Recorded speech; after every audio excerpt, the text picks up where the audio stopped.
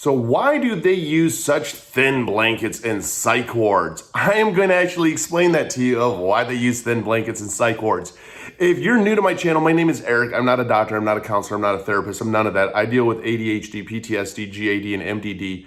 I lost a wife and a father to suicide. I'm a recovering cocaine alcoholic addict, and I like to share all the experiences, tools, and resources that I can for anybody out there struggling. One of the things that people don't realize is that when you do go to a psych ward, you are given a blanket, you are put into a room where you do have a bed, but the blankets are extremely, extremely thin. And everybody always goes like, why did they give me any more blankets? You know, what did it have to do with? Was it afraid they were gonna hurt myself with the blankets, all that? I wanted to actually explain this to you and kind of the hack around it. So the reason that the blankets are actually really thin is one, they're extremely easy to pick up, fold up, and just remove. The other thing is if you have bulky blankets with any kind of patient, whether it's in a psych ward or whether it's in a hospital, a bulky blanket, all it does is add extra body weight. If you're trying to move the patient around, it makes it a lot more difficult. So if you notice, even if you go into an emergency room or a medical hospital of that sort, the blankets there are also very thin, and it has to do with that purpose. It's also a little bit of this. Thinner blankets are a little bit cheaper.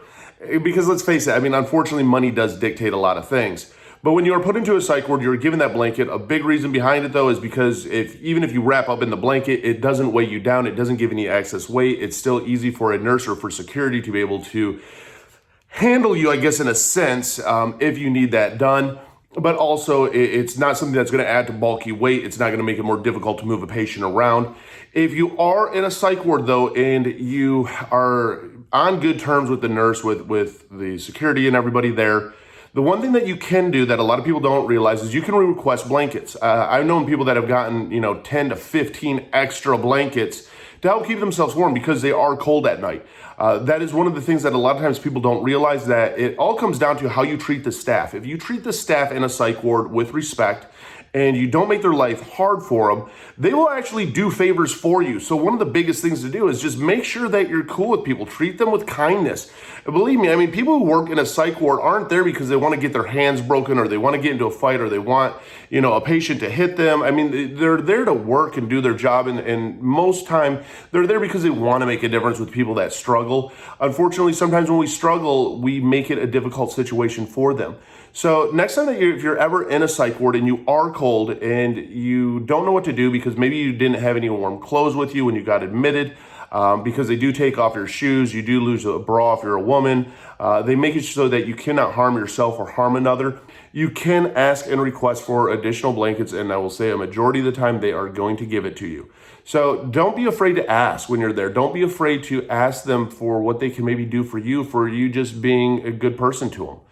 You'd be surprised the different favors that they can actually do for you. A lot of times people don't realize that and they end up fighting back, or you're uncomfortable that you're there and you make a big scene out of it. The more that you do that, the more that you're not going to be able to get any kind of favors from the staff there. So remember, just treat them with kindness, be kind to them, and you're going to get it back more than you could ever imagine.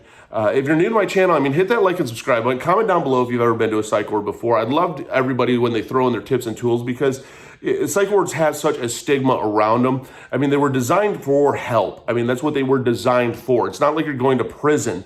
But unfortunately, in some circumstances, in some areas, it may feel a lot like you are in prison. And so sharing our experiences, sharing what we've been through can definitely help others, especially if you're going to end up going through this experience possibly sometime in life.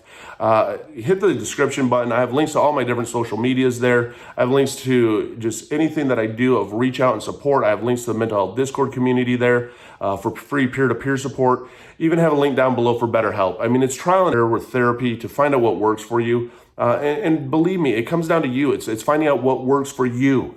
Online therapy, if you don't have an in-life therapist, can help. Again, just don't give up and believe in yourself, because I know that it's a fight. I know that it's a battle, but you got to remember that you're a BAMF.